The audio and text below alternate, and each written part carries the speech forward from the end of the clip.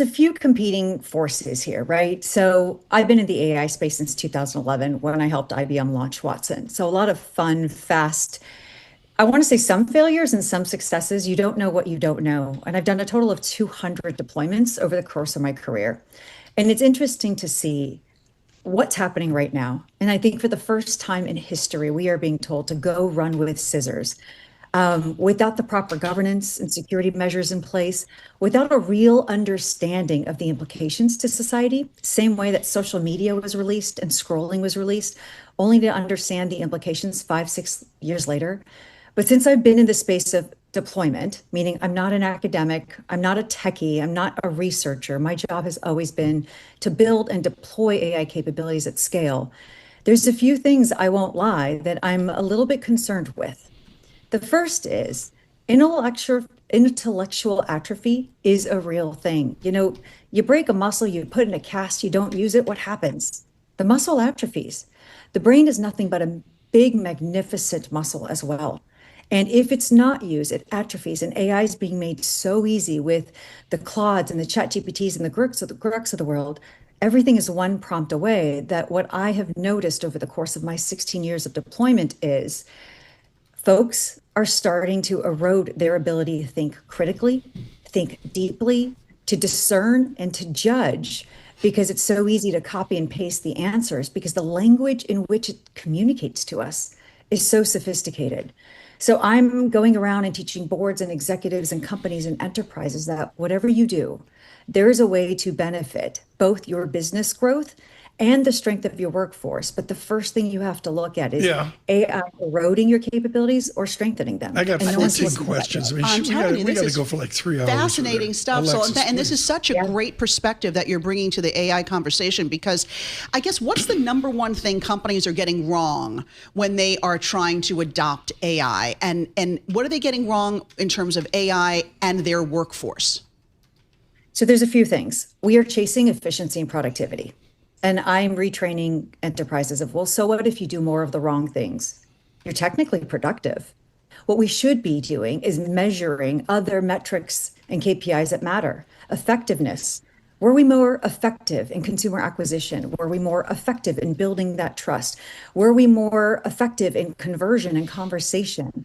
Is our business growing? Because overall, we have created force multipliers within our processes and our people.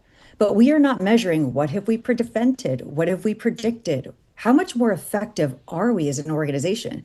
We're just chasing efficiency and productivity. And unfortunately, because we're chasing that, Right. the translation is I'm more efficient, therefore I can cut staff and I'm going to increase a few basis points in my OpEx because that's my largest line item in my P&L. But that's very, very short-sighted. The goal of artificial intelligence, when we released it to the market, was to amplify human beings, not erode or displace them. Right. The goal is to accelerate what they do and be more effective I for know. you. You sound like a TV commercial during the Super Bowl. Let's cut to the chase. All right, let's You're get out there. at Pepperdine. Saul hasn't seen snow in like 14 years. Saul Rashidi, Don't discount a New Yorker. Come on now. Saul Rashidi, let's cut to the chase.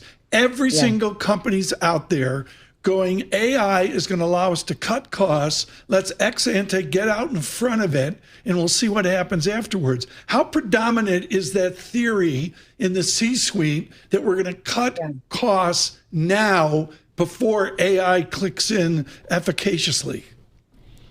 I think it's short-sighted, and as you can tell by numerous reports, no one has received the ROI that they expected or anticipated.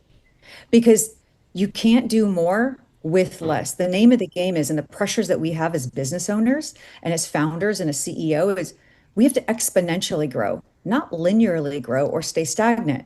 So if your goal is to stay stagnant, of course, you can be more efficient, and I would say do it with less headcount. But no one's goal is to stay stagnant, nor is it to incrementally grow.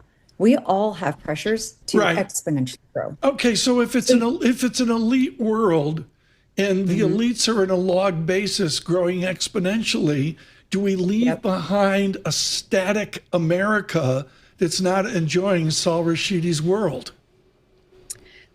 I think that's where we have to all unite and collectively come together and start leveraging these amazing capabilities and start asking the tough questions around trust and the future of our youth, the future of early career adults.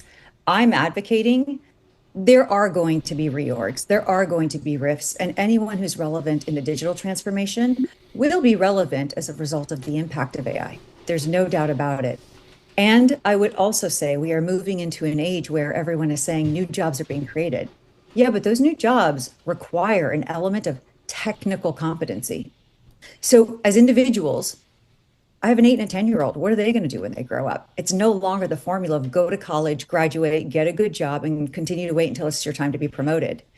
You have no choice but to be technically proficient. It doesn't mean you have to code, because the way we're going, you actually don't need to code, but at least technically proficient and understand how to integrate these capabilities with your domain of expertise, whether it's procurement or supply Right. chain or FP&A, whatever it may Yeah. be.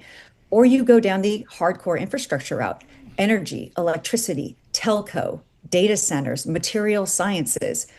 But regardless, we as a society have started to numb out as a result of the ease of use of the technology.